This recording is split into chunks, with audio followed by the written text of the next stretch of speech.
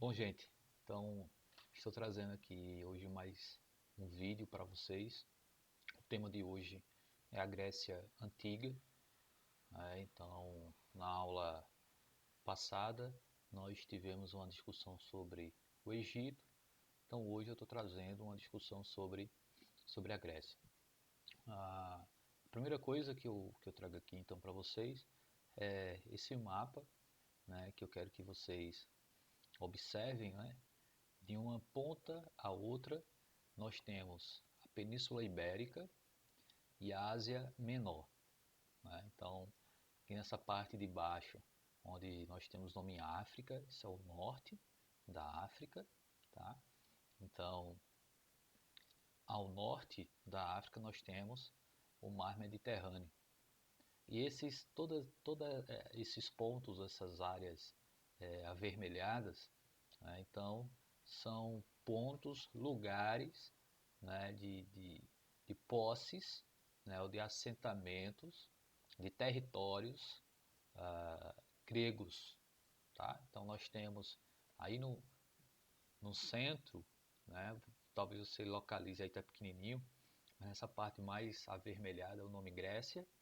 Tá? E daí, a partir da primeira e segunda diáspora, né, a partir da saída, né, de povos gregos, tá, para outras regiões, né, a primeira diáspora por conta da invasão dos povos dórios e a segunda diáspora, né, provocada sobretudo pela crise dos gêneros, a falta de territórios para a produção, né, acaba eles indo buscar essa possibilidade de terras em outros lugares, em outras regiões. É quando então a gente vê aí os gregos se espalharem por outras regiões. Tá? Então, esse primeiro mapa é para que vocês tenham essa noção, né, de até onde foi né, nesse momento, né, os povos gregos. Tá? Nesse segundo mapa, a gente vê um mapa mais próximo. Tá? Então, a gente vê aí a Península Balcânica, onde tem o nome aí Peloponeso, né, Tessália, né, essa parte aí meio lilás, né, lilás, rosa, essa parte verdinha, né, então isso é a Península Balcânica. Tá? A, a Península Balcânica, então, ela está entre o Mar Jônico, o Mar Egeu e o Mar Mediterrâneo. Tá? Então, todos esses pontos aí vai se compor o que a gente naturalmente vai chamar de Grécia. Essa parte em lilás é a Grécia peninsular, essa parte verdinha é a Grécia continental e esses pontos alaranjados, onde tem aqui ó, Creta, né, e esses outros menores, nós chamamos de Grécia insular. Tá? Então nós temos aí essa divisão, vamos dizer assim, do, do território grego. Tá? Então,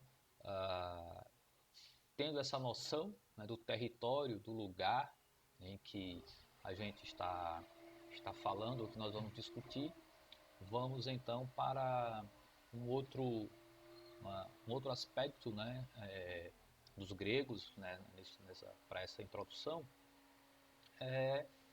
Eu separei o legado, né, da cultura grega para o povo ocidental. Né?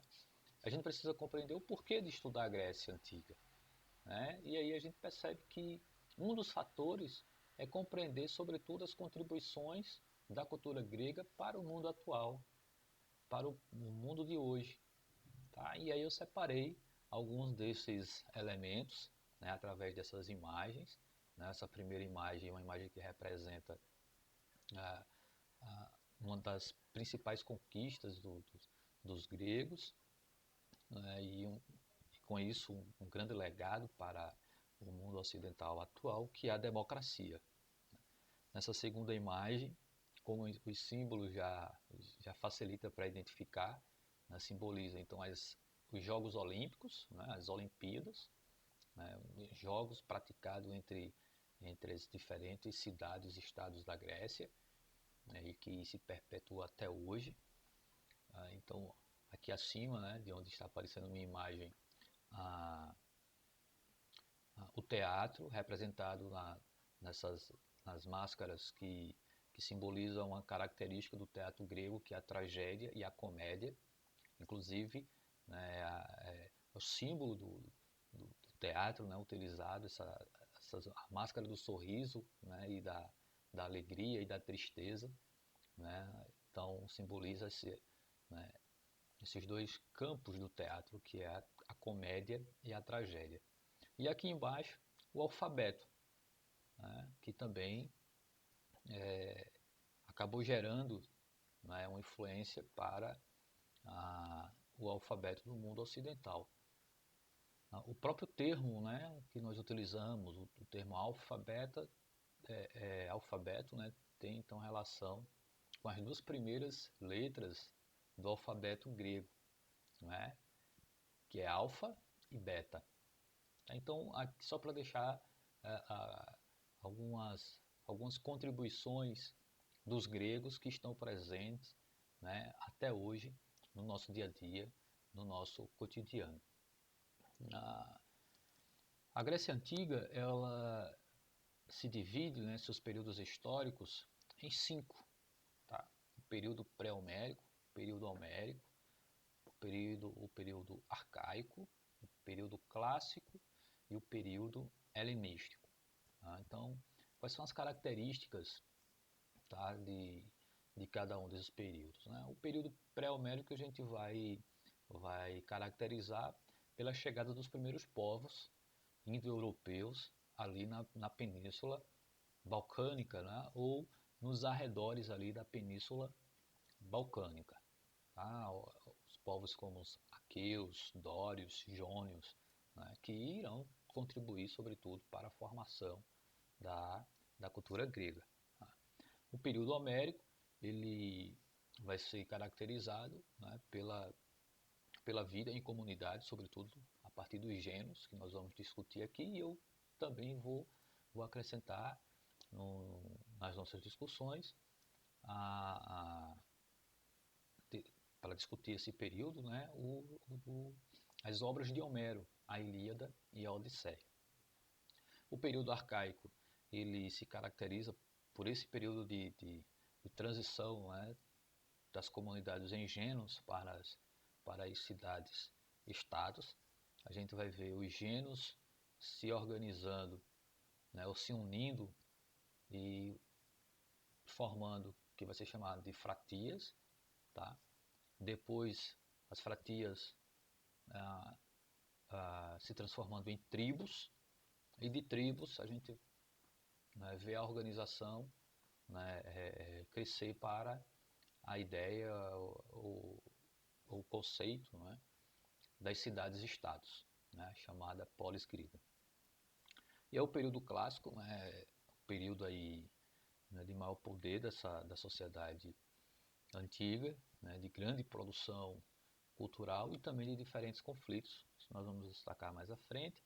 O período helenístico, que se caracteriza sobretudo pela fusão, né, da cultura grega com a cultura do Oriente Médio, sobretudo a partir da conquista de Alexandre o Grande, né,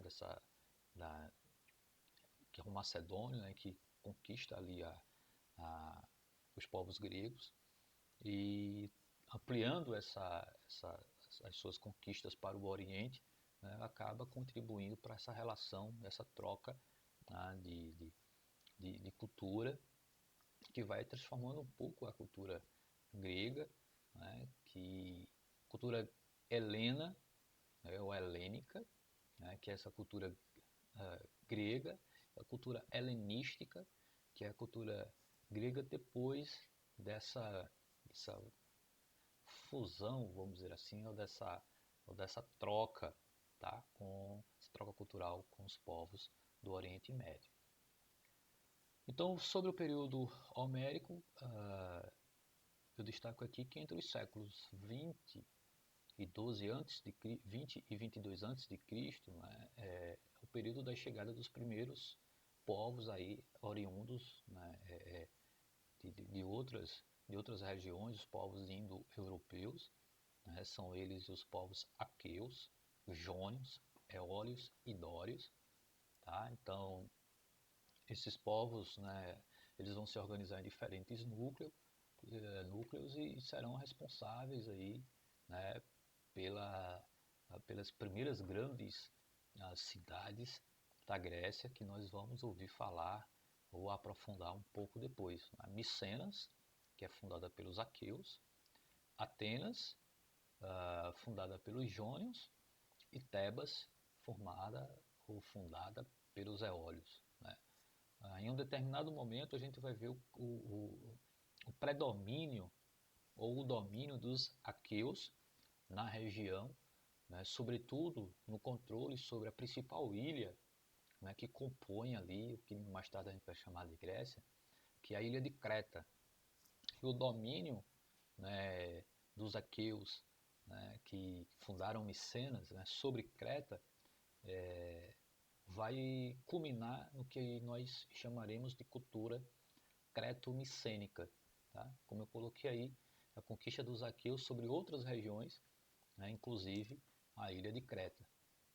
A dominação empreendida pelos povos aqueus acabou resultando na hegemonia, no controle, né, no poder desse povo sobre grande parte do Mar Egeu. Todo esse poder chegou ao fim com a invasão dos dórios no século XII a.C., é quando surge, como eu falei antes, né, a primeira diáspora, né, a fuga em massa provocada justamente por essa invasão dos povos dórios. Então, esse vídeo é basicamente sobre esse primeiro momento da construção aí do povo grego, né? Quero que vocês captem bem, né, aquele território, a divisão de como a Grécia antiga está dividida, né, em um território peninsular, um território insular e um território continental, né, como isso está dividido. Essas principais primeiras cidades da Grécia, né, esses principais povos, né, que chegam para conquistar a Grécia e também contribuir para o desenvolvimento da Grécia ou, né, o surgimento, né, de outros fatores, como com a chegada dos dórios, a fuga e a diáspora, e isso vai gerar como consequência a ampliação dos gregos sobre outros territórios, como mostrei naquele mapinha lá no início. Tá bom? Então, no próximo vídeo eu vou mostrar ou apresentar para vocês algumas características do período homérico. Tá bom, gente? Então é isso. Fiquem atentos, assistam o vídeo e estarei à disposição no horário das nossas aulas para tirar dúvidas sobre o entendimento. É isso. Um abraço e fiquem com Deus.